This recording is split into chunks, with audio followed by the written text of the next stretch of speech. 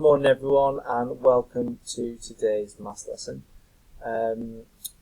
Last week we looked at recognising equal groups and making equal groups, and this week we are going to be looking at adding equal groups.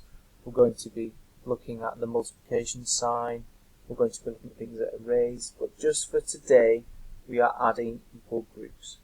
And we're doing this so we can find the total amount of these groups. Now, things we need to focus on, things we need to remember: how many groups there are.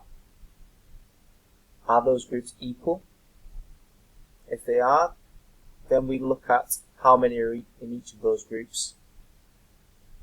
Again, if they're equal, that's when we can find the total through skip counting in 2s, 5s, and 10s, and also 3s if